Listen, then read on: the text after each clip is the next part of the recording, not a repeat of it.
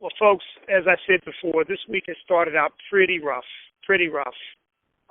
There's been a number of things in the news that are just very, very disturbing. But that's why we call this an emergency, because day by day the situation seems to be getting worse. We have to keep fighting because eventually the tide will turn. But we ought not be disillusioned, and we ought not be under any illusion that it's going to happen right away or overnight. So that brings us to our guest, because one of the things that is so critical to our future is the education of our children. If our children are indoctrinated rather than being educated, if they're taught godlessness, if they're put under the control of the federal government rather than the control of parents and the local communities that are responsible for the education of children, then we will lose our children to the state. And when we do that, we've lost the next generation and any hope of saving this country, frankly. Dr. Terrence Moore is a professor at Hillsdale College. Of course, you're all familiar with Hillsdale, or you should be. I get their magazine regularly in Primus. It is one of the finest schools in the country, particularly for maintaining the freedom that we have been bequeathed by our founding fathers and the principles that they adhered to.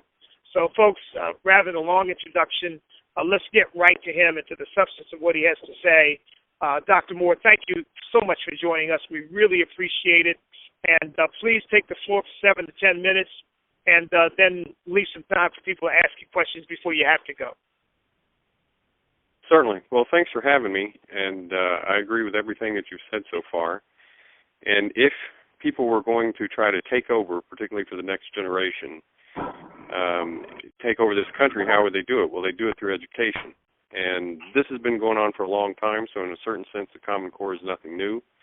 But the Common Core is a takeover of the curriculum by a national authority that is unaccountable to the states, that's unaccountable to local districts, and frankly, that's unaccountable to parents. And this is taking place at the very moment when school choice is really showing that getting back to the basics is what works. Most of my work has been done on the so-called English standards, and let me tell you why that's important. The way to educate young people, the way to bring them up in the right way is, of course, to tell them good stories that teach them the English language for sure, but also appeal to their moral sense, to teach them good character. Great stories that are part of our past, that bring out the heroic and the beautiful in nature and in human beings. Well, what is going on with the English standards is that under the guise of so-called standards, they're actually changing the stories that students used to read in schools. They're getting rid of great literature. They're replacing it with a combination of two things. One is just simply postmodern schlock, things written in the latter part of the 20th century, a lot of it vulgar, some of it quasi-pornographic, all of it depressing. The anti-heroic is what they're trying to bring to us. Then the other thing that they're trying to do is to put in these so-called informational texts. And you may have seen this, but they're saying that since we live in a 21st century global economy, we need students who read informational texts. Literary texts are on the way out. By the time students are supposed to be in high school, they would be reading only 30% literature and 70% informational text. Well, what's an informational text? Frankly, it can be anything you want it to, and the people who are in the Common Core know this. And so if they want to put articles in there about Obamacare and call it an informational text, they can do that. And in fact, they do that in the Common Core standards on the last page of Appendix B. They recommend an article that's nothing in the world but a plea for Obamacare. What you probably divine from all this is that once they control the curriculum in the English classes, then they get to set up what they think their model of human existence is. And they abandon the classics. There is no work in the Common Core that is inspired by religion. There's no works that really cater to the greatness of America. There are out-and-out attacks on the Founding Fathers and the Constitution to the extent that it's read as recommended by the Common Core. And that's when you're just reading the standards. When you actually get into the textbooks, as I've done, it's appalling what they're actually doing. They're painting the Founding Fathers as racist and sexist. They're taking all the great heroes out of literature. They're criticizing folks. Their explanation of how the wall came down is that Gorbachev did all the work and Reagan just had to stand out of the way. As you would expect, World War II is not portrayed for any kind of heroism on the part of Americans, but rather just simply dropping the bomb on Hiroshima and all the devastation that created. So in essence, what they're doing is they're creating an extremely jaded population of young people who will then, I predict, vote left of center, because if you can't do anything for yourself, if you're not trained to have self-government and be heroic, then of course you're going to look to a massive state. And there's lots of evidence in this. And I've done work on this. A lot of my articles appear on Town Hall. I've actually written a book called The Story Killers, which takes you through the argument that I've just made in some detail. And I will tell you that you think it's bad when you just hear about it and some of the things that I say, but the more you get into it, the worse it is. And let me just give you 2 words of warning. This is the best that it gets. The math standards and the English standards were what these guys hoped was going to be the easy part, the non-controversial part. What's waiting in the wings are so-called C3 standards, which are the social studies equivalent of the Common Core, and there's no pretense. Whereas in the Common Core English standards, you actually have to be fairly clever to read these and break the code, which is what I try to do in my book. But with the social studies standards, you can just simply look at them and see that they're biased.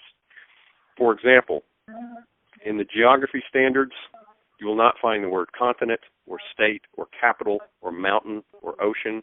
You will find the word over and over again, environmental. Where it says geography, that is not geography that they're trying to teach. They're trying to teach global warming and man-made natural disasters. And the second thing that I would warn you of is all this is going to be required. It's going to be enforced through mandatory state testing.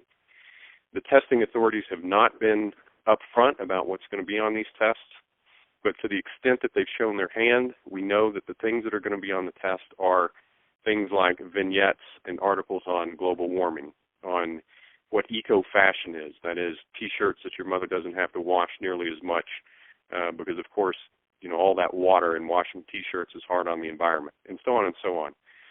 One that I found, and this is a model question on one of these standardized tests, is the science of meditation, which talks about how great it is when you follow your breathing and do a kind of yoga meditation and think about your breathing and the air coming in and out and how that relaxes stress and all the rest of it. What I take that to be is just some kind of new age religion that they're trying to import into the curriculum as a replacement, of course, of prayer or anything that looks like traditional religion. At any rate, I could go on, but I think you said 7 minutes or so let me go ahead and stop there. I'd be happy to ask any questions that you have. Okay. Thank you so much, Dr. Moore. We appreciate that. Very, very interesting. Folks, if you have a question about Common Core that you want to ask, we've got an expert. Press *6, get in queue, and then Bill will unmute you in the order in which you get in queue so that we can take your questions and your comments. But let me start the questioning. And I really have 2, Dr. Moore. One is, we hear the argument that's been made, and it was even made by Mike Huckabee. I think he's backed off this a little bit. But, this was started by governors. It was started in the states. It's really returning. And we've even seen ads on TV now. It's really returning authorities to local communities, and the stuff that you're hearing is simply not true. Is there any rational argument, reasonable argument to be made that this is, in fact, devolving authority and power down to the local level? No, of course not. And the reason of course, that is the talking point, right? Every state that I've been in, and I've talked in probably 16 or 17 states now. I've even debated the superintendent of the state of Alabama. I've talked in front of 5 legislators. And everywhere you go, every district, every state, everyone always says, oh, well, districts are free to choose whatever textbooks they want to, and we're not going to let any of this stuff that you're talking about get into our children's classroom. Of course, that is not the way that the modern school works. Anybody who has been around public schools in the last 10 years knows that what happens is a set of standards is announced. the whole state panics. And then in rides on the white horse the textbook companies and says, well, look at our textbooks that are aligned to the Common Core or the Indiana State Standards or the Illinois State Standards or whatever. And everybody breathes a sigh of relief. And then they just take lock, stock, and barrel, this kind of teacher in a box, and then that's what they teach. They follow the script. And why did they follow the script? Because they follow what the state tests are. Whatever is on the test is what the teachers are going to teach. And so these two testing consortia, one is called PARC, the other is called Smarter Balanced. They are the ones that, whoever is writing those tests are the ones who dictate the script that will be followed by the schools. And I guarantee you that local control has been a myth for a long time, but these superintendents who are standing up and saying, we have this wonderful process to adopt textbooks and we will never let anything like that in our classroom, they're not telling the truth. I have heard from mothers who have gone into classes and said, can I see what my child is learning? And the teacher will tell them, well, no, we can't send textbooks home, so just look up our curriculum online. They do not want people to know what's going on in the classroom, and for good reason, because it's mischief. Now, my second question is, we just this week, we've seen a football player who had come out of the closet as gay. He kissed on live TV with the NFL draft, and another player in the NFL, Don Jones in the NFL, tweeted out, "OMG, oh my God," and then somebody said, "Are you referring to that kiss?" And his response was horrible. Now he has been suspended from team activities and fined for those two, what I consider to be fairly innocuous tweets, but whether one considers them innocuous or not, he's exercising his freedom of speech, giving an opinion. He didn't even say anything negative about homosexuals or homosexuality. He just said, horrible. Probably, you could interpret that to mean, having that kiss take place on live TV was just, not a good thing.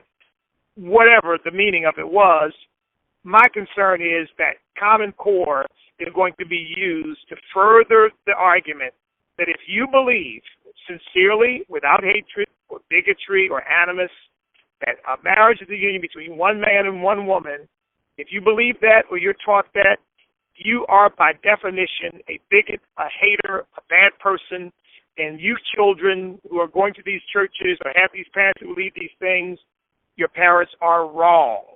And you need to let your parents know that they need to come into the modern era and reject all that religious nonsense. My concern is, given the fact that sex education has found its way into the public schools already, that Common Core will be another tool that they will use to drive a wedge between the children of Christian parents particularly, or parents of faith, and the state that wants you to think a certain way. Now, is that there already? Is there a danger of it ultimately being there? What's your take on that? Yeah, this is a good point. This is actually a prediction that I make in my book. I don't think the Common Core has done it yet, but I think it will do it. And here's my reason for thinking this. First of all, if you go to high school these days, any public high school, and you just read the school newspaper, on the front cover of almost every edition, there's always something about the LGBT, whatever that's called, group, Straight Alliance, and it's the hottest group on high school campuses right now. And there's a lot of incentive behind that. They're being encouraged to have those groups to begin with. So that's kind of what's going on in the school itself. What's going on in terms of the curriculum is, and it takes a little bit of study to understand how this works, but there is an emphasis on modern literature versus ancient literature. There's an emphasis on newer things that have been written versus older things that have been written. And the Common Core gets to choose which texts they say are complex. So it's a way, they use the word complexity, but what they're really doing is they're putting different books into a computer model, churning out a bogus number so that they can say, oh, this is a very complex text and this is what belongs in high school literature. And they're also saying, they're using another word that they call range, which is to say, in every year in high school literature, you should have a range of literature, by which they mean a range of years. You can't just read all ancient one year or all British one year. So doing this under the radar, what they're going to do is put in more and more and more modern literature. The stuff they have in already is anti-family. But it won't be very long. I would say it would be within 3 years before they start featuring literature with prominently gay characters. At first, they'll be kind of innocuous. They won't be the main characters, but they'll bring them in, and then more and more, and then pretty soon, I would say within a decade, is you're going to have some sort of classic with a gay hero being the leading protagonist in a story, and it will become very acceptable, and anybody who tries to oppose it will be regarded as, just some redneck in some district out in Mississippi, and the press will get behind it, and I tell you, they'll go ballistic with it, and that's the way that they will get, some kind of so-called classic gay literature into the schools. And once it's in, it will never get out.